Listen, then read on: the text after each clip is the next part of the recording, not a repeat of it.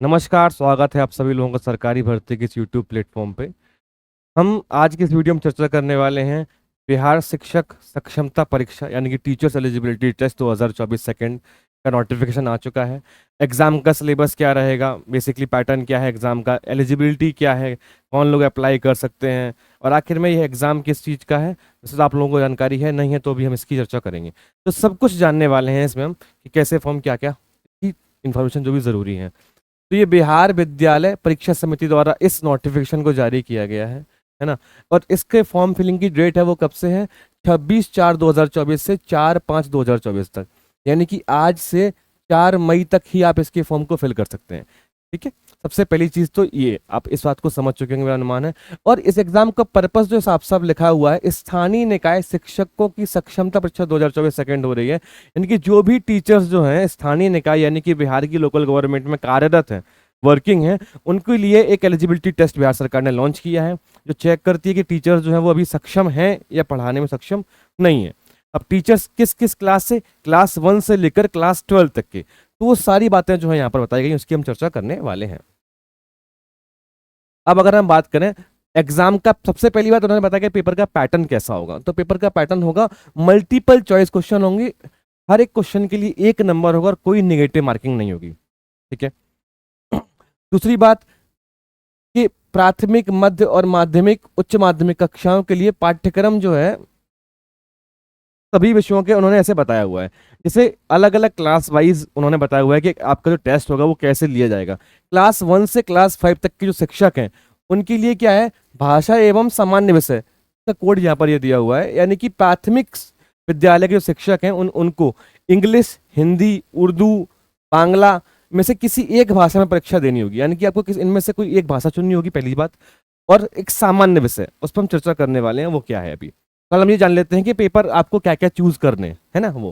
फिर ये मध्य में जो क्लास 6 से लेकर क्लास 8 तक के टीचर्स हैं, जो क्लास 6 से क्लास 8 तक के बच्चों को पढ़ाते हैं, ये सब्जेक्ट्स दिए हुए हैं हिंदी, इंग्लिश, संस्कृत, उर्दू, गणित एवं विज्ञान, गणित एवं विज्ञान एक ही में है, सामाजिक विज्ञान, शारीरिक परीक्षा यानी कि फिजिकल एजुकेशन, और ये बांग्ला, यानी कि ये लैंग्वेज और ये कुछ सब्जेक्ट्स हैं, इनमें इनको आपको चूज करना होगा। ठीक है। वैसे ही सेम क्लास 9 से क्लास 10 तक ये कुछ लैंग्वेजेस दी हुई हैं, हिंदी, उर्दू, बांग्ला, मैथिली, संस्कृत, अरबी, फारसी, भोजपुरी, अंग्रेजी, गणित, विज्ञान, समाज विज्ञान, शारीरिक शिक्षा, संगीत। फिर ललित कला, नृत्य, पुस्तकालय विज्ञान, अर्थशास्त्र, गृह विज्ञान। क्लास 9 से क्लास 10 तक सेम ऐसे 11th एंड 12th में उन्होंने ये कुछ लैंग्वेजेस दी हुई हैं जो यूजुअली हम क्लास 12th के बच्चों को पढ़ाते हैं या बच्चे पढ़ते हैं। और जैसे कुछ सब्जेक्ट्स हैं जैसे गणित, भौतिक विज्ञान, फिजिक्स, केमिस्ट्री, बायोलॉजी है ना, भूगोल, राजनीतिक शास्त्र यानी कि ज्योग्राफी, पॉलिटी, समाज शास्त्र, अर्थशास्त्र, दर्शन शास्त्र, मनोविज्ञान, गृह विज्ञान, इतिहास, कंप्यूटर साइंस, संगीत, वाणिज्य, बिजनेस स्टडीज, अकाउंटेंसी और एंटरप्रेन्योरशिप। तो ये कुछ सब्जेक्ट्स उन्होंने बताए हुए हैं कि सब्जेक्ट्स का आपको चूज करना है। अब यहाँ पर उन्होंने बताया हुआ है कि 150 क्वेश्चन होंगे, और टीआरई 1 और टीआरई 2 में जो इन्होंने सिलेबस बताया हुआ है, यानी कि जो एग्जाम होता है बिहार का इन क्लास को लेकर के, वही सेम सिलेबस है। अब क्वेश्चंस थोड़े से इसमें चेंज हैं, वो क्या है देख लो आप। अब जैसे क्लास 1 से क्लास 5 तक के जो टीचर्स हैं, जो क्लास 1 से क्लास 5 तक के टीचर्स हैं जो बिहार सरकार में पढ़ाते हैं, उनके लिए क्या है कि उनको एक भाषा सिलेक्ट करनी होगी, जो ऊपर बताया, जैसे मैंने बताया था। फिर एक सामान्य अध्ययन का पेपर होगा और एक सामान्य विषय,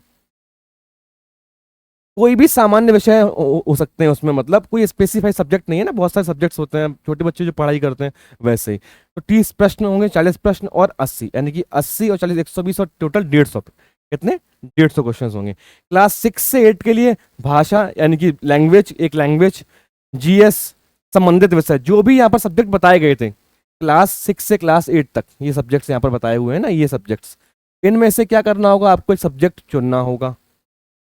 ठीक है, जो भी सब्जेक्ट्स आप चूज करते हैं। सेम क्लास 9th और 10th के लिए लैंग्वेज, जीएस का पेपर और संबंधित विषय, जो सब्जेक्ट्स 9th और 10th के लिए बताए गए हैं ये सारे, इसमें से आपको कोई एक सब्जेक्ट चुनना होगा। वैसे 11th एंड 12th के लिए भी सेम यही पैटर्न है कि आपको एक सब्जेक्ट चुनना होगा, लैंग्वेज और जीएस। जो आपका सब्जेक्ट है उससे 80 क्वेश्चन, सामान्य अध्ययन यानी कि जीएस से 40 प्रश्न, और भाषा से कितने आएंगे, 30 प्रश्न आएंगे आपके। ठीक है। एलिजिबिलिटी क्या है, कौन से लोग अप्लाई कर सकते हैं इसमें, वो क्या है कि राज्य के प्राथमिक, मध्य माध्यमिक, उच्च माध्यमिक विद्यालयों में नियुक्ति एवं कार्यरत शिक्षक शारीरिक शिक्षक सहित पुस्तकालय अध्यक्ष भी शामिल हैं इसमें। यानी कि जो भी टीचर्स जो हैं वो बिहार स्कूल गवर्नमेंट में काम करते हैं वो लोग इसमें अप्लाई कर सकते हैं, उनकी एलिजिबिलिटी है। और ऐसे लोग जिन्होंने पहले, इससे पहले जो एग्जाम हुआ था, जो दिया था, जो पास नहीं कर पाए या किसी वजह से फॉर्म नहीं फिल हो पाया था, या जो चाहते हैं अपने नंबर्स को एक्सटेंड करना, तो वो सारे लोग जो है वो क्या कर सकते हैं, अप्लाई कर सकते हैं। परीक्षा जो है वो सीबीटी यानी कंप्यूटर बेस्ड माध्यम से होगी और 2 घंटा 30 मिनट मिलेगा। 150 क्वेश्चन है और 2 घंटा 30 मिनट आपको मिलेगा। सभी कोटि के अभ्यर्थियों के लिए शुल्क जो है 1100 रुपए है ना। सबको कितना रुपए देना है, क्योंकि आप सब नौकरी कर रहे हैं, अब 1100 रुपए दे सकते हैं, ऐसा सरकार का मानना है। आपको सरकार को कितना रुपए देना है फॉर्म को फिल करने के लिए, 1100 रुपए देना है। ये दिया हुआ है। मिनिमम क्वालिफाइंग मार्क्स कितने हैं, अगर आप जनरल कैटेगरी से हैं फीस सबकी सेम है, बट क्वालिफाइंग मार्क्स जो है वो कम है, उसमें अंतर है। मतलब सामान्य में कितने हैं, 40%, यानी कि 150 का 40% आपको लाना होगा। 36.5% ओबीसी में, या सॉरी बीसी में। अत्यंत पिछड़ा वर्ग ईबीसी में 34%, एससी एसटी में 32%, दिव्यांग में 32%, और महिला है अगर आप तो 32% आपको मार्क्स लेकर आने होंगे उस एग्जाम में। और ये इसका प्रमाण पत्र मिलेगा आपको, जो भी लोग इसको पास कर लें उनको एक सर्टिफिकेट दिया जाएगा। अब ये बेसिक सी बातें उन्होंने दी हुई है कि आपको अपना हस्ताक्षर करना है, साइन कैपिटल लेटर में नहीं करना है, एडमिट कार्ड को लेकर जाना है, कोई गलती ना करें। जो बेसिक सी बातें होती हैं वो सारी बातें यहाँ पर लिखी हुई हैं।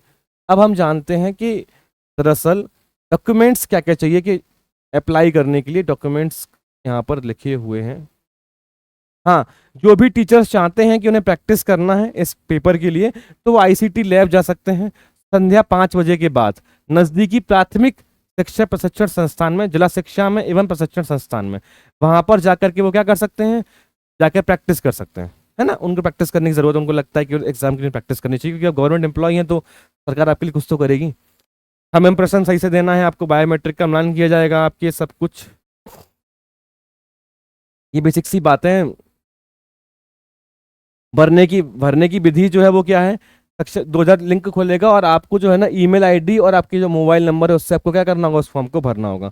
आपको पंजी यानी रजिस्ट्रेशन करना है, फॉर्म भरना है, भुगतान पैसा पे कर देना है। ये बेसिक सी बातें हैं। सबसे पहले हम रजिस्ट्रेशन करते हैं, फिर हम क्या करते हैं, फॉर्म को फिल कर देते हैं। बेसिक सी डिटेल देने का फॉर्म को फिल करते हैं, अपनी सारी डिटेल भरते हैं डॉक्यूमेंट्स वगैरह वाली, और फिर पेमेंट कर देते हैं। पेमेंट नहीं करेंगे तो आपका क्या होगा, ये सही नहीं होंगी। फोटो रिसेंटली होना चाहिए, बहुत पुराना फोटो नहीं चाहिए। आपका तुरंत का हाल ही का खिंचा हुआ फोटो, आजकल यूजुअली सब में यही मांग रहे हैं, आप देख लो अगर तो। अब प्रमाण पत्र क्या क्या चाहिए, देखो यहाँ पर आप मैट्रिक यानी क्लास 10th का, क्लास 12th का, स्नातक का प्रमाण पत्र एवं अंक पत्र, सर्टिफिकेट और मार्कशीट, दोनों अलग अलग चीजें होती हैं, वो अलग अलग चाहिए। स्नातकोत्तर का प्रमाण पत्र एवं अंक पत्र। अब जो स्नातकोत्तर कर चुके होंगे उन्हीं के पास स्नातकोत्तर का यानी कि पीजी का होगा, जिनके पास नहीं कर चुके उनके पास नहीं होगा।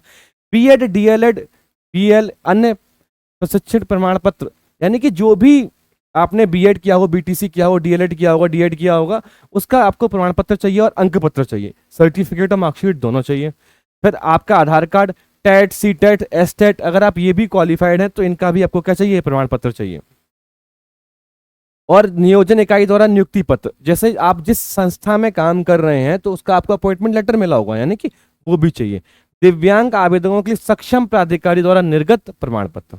तो ये है, ये बेसिकली क्या है, डॉक्यूमेंट्स चाहिए, और ये आप इस तरीके से इस फॉर्म को अप्लाई कर पाएंगे।